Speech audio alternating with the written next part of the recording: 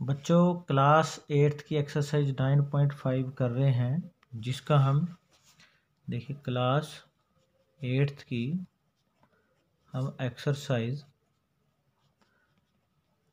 9.5 कर रहे हैं, जिसका हम फर्स्ट क्वेश्चन कर रहे थे। हमने 2 पार्ट इसके कर लिए थे, थर्ड पार्ट अब हम करेंगे फर्स्ट का ये।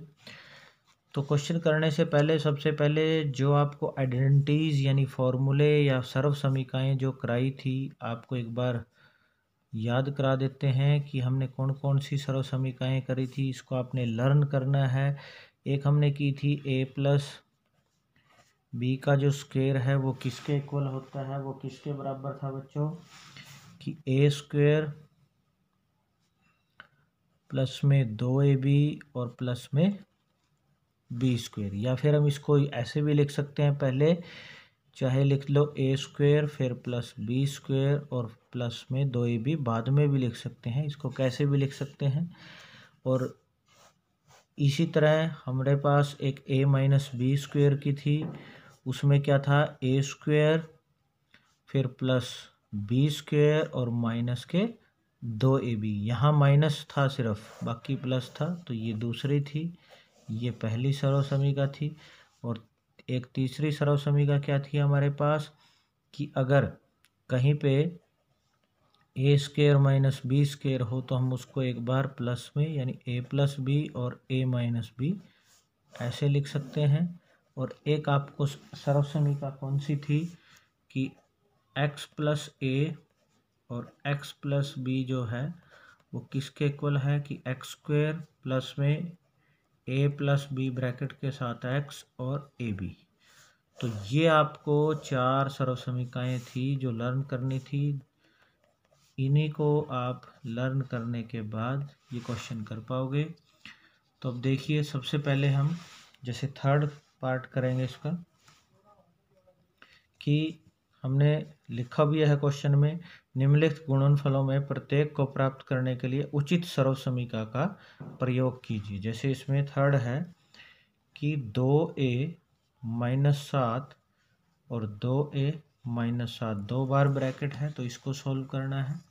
तो देखिए बच्चों, इसमें क्या करेंगे हम, देखिए क्योंकि 2 बार एक ही ब्रैकेट है तो हम इसको लिख सकते हैं 2a माइनस 7 का स्क्वायर यानी उसका वर्ग, क्योंकि एक ही बार है तो उसकी पावर 2 लिख सकते हैं हम। अब माइनस है बीच में और स्क्वायर है, तो ये वाली सर्व समीकरण लगेगी। तो हम क्या लिखेंगे, कौन सी सर्व समीकरण हम लगाएंगे, कि सर्व समीकरण किसका इस्तेमाल करेंगे, कि a माइनस बी का स्क्वायर अगर हो ये वाली, तो क्या था, a square plus b square और माइनस के 2ab, यानी बीच में यहाँ माइनस आएगा सिर्फ, बाकी पहले a का स्क्वायर भी और b का स्क्वायर भी और माइनस 2ab। तो a की जगह क्या है इसमें, जैसे जैसे जो दिया, a की जगह 2a है तो 2a है, माइनस b की जगह क्या लिखा है 7।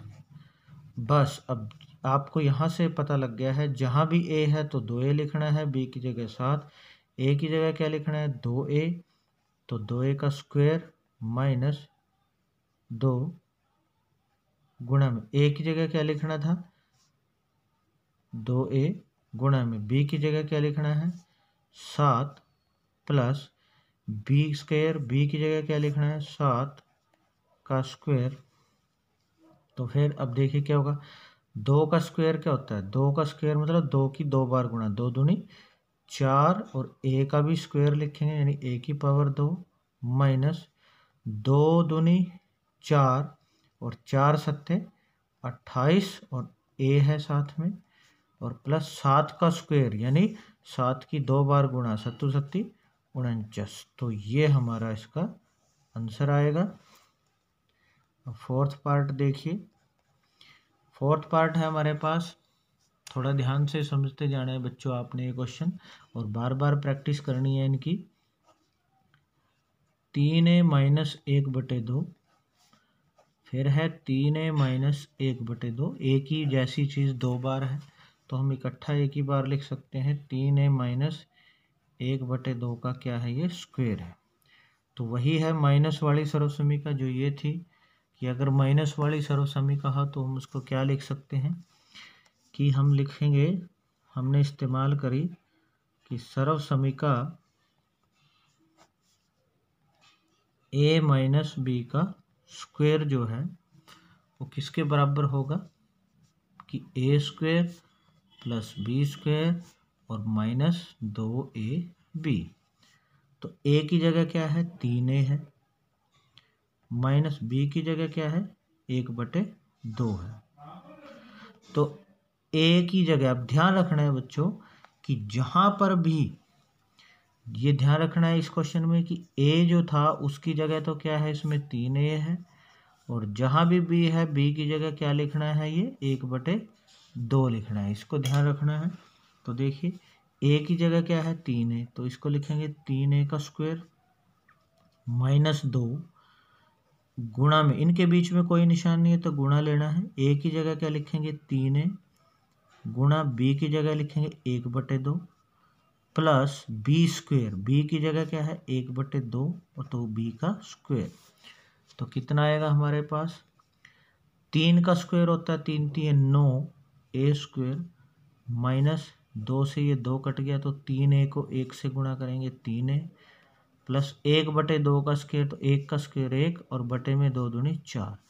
तो ये हमारा आंसर आएगा इसका।